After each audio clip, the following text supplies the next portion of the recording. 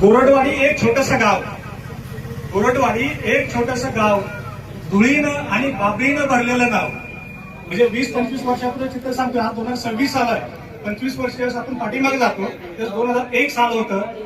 2001 प्रत्येक घरामध्ये प्रत्येक घर काढायची होती, प्रत्येक घर मावादाची होती, प्रत्येक घरामध्ये फरशी नव्हती, टॉयलेट सोडा प्रत्येक घरामध्ये बाथरूम सुद्धा नव्हती. ही कंडिशन गोरडवाडीची होती. गोरडवाडी एक छोटंसं गाव, धुळीनं भरलेलं नाव. 20-25 वर्षापूर्वीचं चित्र चांगल्या आयुष्यासाठी जगणं हेच होतं इतर इथं. मेंढी पालन हाच आधार. 50% लोक आपली दिवाळी झाल्यानंतर मेंढी पाळायला लातूर, रेणापूर, करमाळा, बार्शी भागात जायची. मेंढी पालन हाच आधार. ऊस तोडणं म्हणजे संसार. राहिलेली 20-25% लोक मीरा भाईंदर, वसई, नालासोपाराला जाऊन करायचं माती काम पोटासाठी करावं लागत होतं, श्रमाचं दाग. मग मनरेगाच्या स्कीम्स असतील, नाला बिल्डिंग असतील, या सगळ्या गोष्टीसाठी आमची लोक काम करायची. शेती नव्हती, बागायती. शेती नव्हती, बागायती. आम्हाला शेती किती आहे साहेब? आमचं ज्यावेळेस इकडून माळशिरसवर येतो पांढऱ्या तेव्हापासून आमचं गोरवाडी गाव चालू होतं आणि दक्षिणेला आमचं गारवडपाटीच्या आसपास गाव संपतं. पूर्वेला आमचं मोठेवाडी तरणपाडा गाव चालू होतं आणि पश्चिमेला इस्लामपूर आसपास गाव संपतं. हे अंतर उत्तर दक्षिण अंतर जर कॅल्क्युलेट केलं तर ते साधारणतः 4-4.25 किलोमीटर होतं. आणि जेव्हा पूर्व पश्चिम अंतर कॅल्क्युलेट आम्ही करतो तर ते साधारणतः 4-4.25 किलोमीटर अंतर होतं. आणि मी एक गणिताचा विद्यार्थी आहे, मी एक सायन्सचा विद्यार्थी आहे. तर 4×4 जर केलं 16 किलोमीटर होतं. आणि ज्यावेळेस मी सोलापूर जिल्हा परिषदेची वेबसाईट चेक केली त्यावेळेस मला काही गोष्टी मिळाल्या. तर हे ऍक्च्युअल कॅल्क्युलेशन होतं 19.83 स्क्वेअर किलोमीटर. आणि 19.83 स्क्वेअर किलोमीटर जस्ट हेक्टरमध्ये कन्वर्ट करतो ते साधारणतः 1983 हेक्टर होतं. आणि 1983 हेक्टरला 1 हेक्टरमध्ये साधारणतः 2.5 एकर, साधारणतः 4,900 एकर शेती आपल्या गावाची आहे. आणि 4,900 एकर मध्ये 25 वर्षापूर्वी फक्त 10 ते 15% शेती बागायती होती. सगळी शेती बागायती होती, पडी होती. शेती नव्हती, बागायती नव्हती, स्वप्न मोठी भव्यती. आणि इथं शिक्षण नसल्यामुळं कुणाची स्वप्न पण मोठी नव्हती. कुणाला इंजिनियर व्हायचंय, कुणाला डॉक्टर व्हायचंय, कुणाला परदेशात जायचंय, असं काही सिस्टम नव्हती शेती बागा. ना होत्या कार्स, ना जेसीबी, ना पॉपलेनची शान फार. गावात ट्रॅक्टर नव्हते, जेसीबी नव्हते, पॉपलेनची. आता आजकाल गावात मध्ये कार्स आहेत, अगोदर कार सुद्धा नव्हती. गावात नव्हता नोकरीवाला, गावात नव्हता नोकरीवाला, ना कोणी मोठा व्यापारी झाला. गरिबी होती प्रत्येकाच्या अंगाशी, आशा, जिद्द, चिकाटी मात्र होती प्रत्येकाच्या मनाशी. पाण्यासाठी वणवण फिरणं, रिकाम्या घागरी घेऊन धावणं हेच होतं आयुष्याचं जगणं. पण काळ हळूहळू बदलला, काळ हळूहळू बदलला. गोरडवाडीने हिरवागार शालू पांघरला. हळूहळू काळ कसा बदलला बघा. गोरडवाडी हिरवागार शालू पांघरला, शेती झाली हिरवीगार, बागायत त्यांनी घेतला आकार.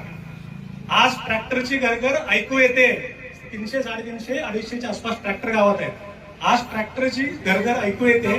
कारची चाके रस्त्यावर फिरते. 100-150 कार आहेत गावामध्ये. कारची चाके रस्त्यावर फिरते. जेसीबी, पॉपलेन गावात उभे झाले. गोरडवाडीचे चित्र नशिबाने नाही बदलले, गोरडवाडी चित्र कष्टाने बदलले. आणि हा संघर्षमय इतिहास आपल्या गोरडवाडीचा. गरिबीची सावली दूर पळाली, गोरडवाडीची काया पलटली. गरिबीची सावली दूर पळाली, गोरडवाडीची काया पलटली. संघर्षातून उभी राहिली वाडी, हीच खरी गोरडवाडी, हीच खरी गोरडवाडी. संघर्षातून उभी राहिली वाडी, हीच खरी गोरडवाडी, हीच खरी गोरडवाडी. खरं तर बोलण्यासारखे खूप सारे मुद्दे आहेत. कल्पतरू फाउंडेशन आमच्या डॉक्टर साहेबांनी सांगितलं, आमच्या शरद साहेबांनी सांगितलं, दादासाहेबांनी सांगितलं. डिसेंबर 2023 त्या दिवशी आमचा पहिला व्हॉट्सअप ग्रुप क्रिएट झाला.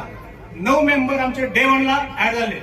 डे 1ला 9 मेंबर. प्रदीप साहेब आमचे डे 1ला ऍड झाले, डॉक्टर साहेब आमचे डे 1ला ऍड झाले, दादासाहेब सगळे आमचे, बापूसाहेब सगळे 9च्या 9 मेंबर. आज तागायत आमचे 9च्या 9 मेंबर इथं आहेत.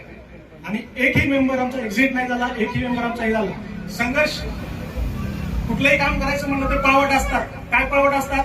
काही जण पुण्याला आहेत, काही जण मुंबईला आहेत, काही जण गोरडवाडीत आहेत. असं काम होऊ शकतं का? असं काही करू शकतो का? अशा अडचणी येतात.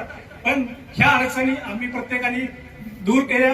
प्रत्येकाने आज हे पतसंस्थेचं जे आतमध्ये फर्निचर आहे ना, हे आमच्या दत्तासाहेबांनी केलंय.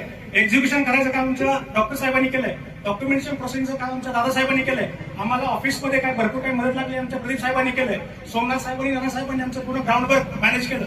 थोडीफार आमचे फाउंडेशन रजिस्टर काम अजय साहेबांनी केलंय.